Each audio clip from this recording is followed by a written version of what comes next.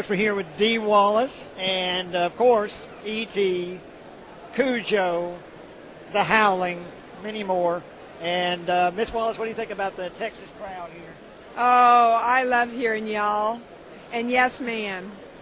I'm a sucker for yes, ma'am.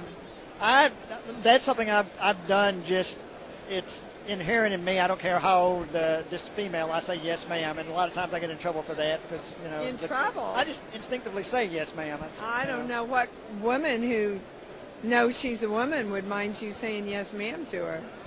How many of these conventions you do during the year? I only do 4 or 5. I only do the really big ones. And Texas Frightmare, I've never been to this one before, but I hope I'm going to be back a lot. Well, of course, this is Saturday. This is the biggest day of the convention, and of all the stars here, George Romero, Malcolm McDowell, Thomas Savini, and many more. But of course, Dee Wallace, you, just to kind of gush a little bit, every movie I've seen you in that I know that you're going to be in, it adds an extra bit of class to it to me. Well, thank you very much. Dee Wallace is in it, and so I have to see it. And sure appreciate you talking to us. But is there anything current you're working on that you'd like to promote, talk about? Well, I've got a lot of things. Dante Tomaselli's The Ocean. We're still trying to get off the ground. We're almost there. The Ice Cream Man, J.T. Molnar's Ice Cream Man. We hope we're going to do, and a couple of other really, really good projects that are almost signed. So, looks to be a very busy year. We hope so. Great. Well, thank you so much, Ms. Stone, for joining us. Thanks, Texas.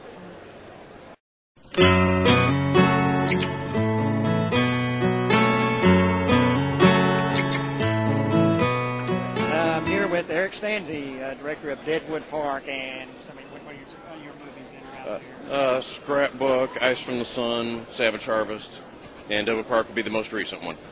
And of course, they did a two-part interview. He did a two-part interview with DEADPIT, and very interesting how, as an independent filmmaker, what you go through and that enables you to accomplish what you do on screen. And particularly in Deadwood Park, it encompasses the 40s, the 70s, into the present, these different time periods.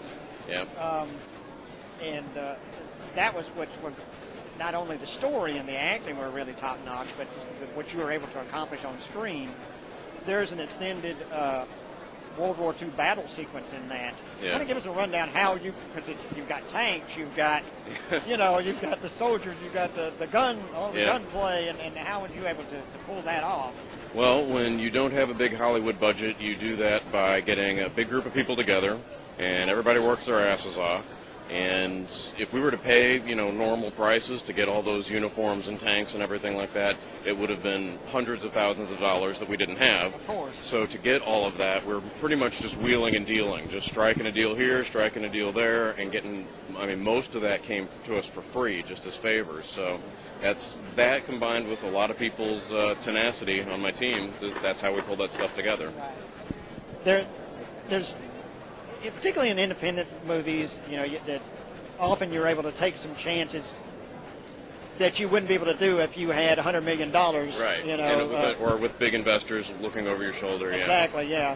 And that, like I say, this the only movie so far of yours I've seen, but I'm already a fan, so I'm going to check out your other stuff. Well, thank you. But the story is unique. It's like I said, it encompasses how many years? It pretty much starts around World War II era and then extends up to present time. You go back, previous what's happened before. You go back, previous before that, and the flashbacks happen in reverse order. And so you begin to find out. The story begins to open up. You find out, what's behind one of the main characters, in that the priest in that, his backstory. Right. At the end of it, you begin to feel sorry for the guy. He becomes a villain at one point, and then at close to the end, I don't want to give anything away, but at close to the end, you're like, you don't know how you feel about him because he obviously is a good person, has good intentions, but he runs into some bad luck.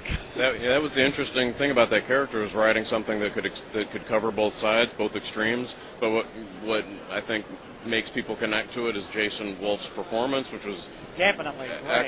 excellent performance from Jason Wolfe playing that character, and he did find that balance just right on the edge where you don't know, is this a guy to be feared, or is this a guy to be, or are you sympathetic to him? So. And by the end of it, I really had more sympathy for him. Really? I felt for him. Oh, that's awesome. That's cool.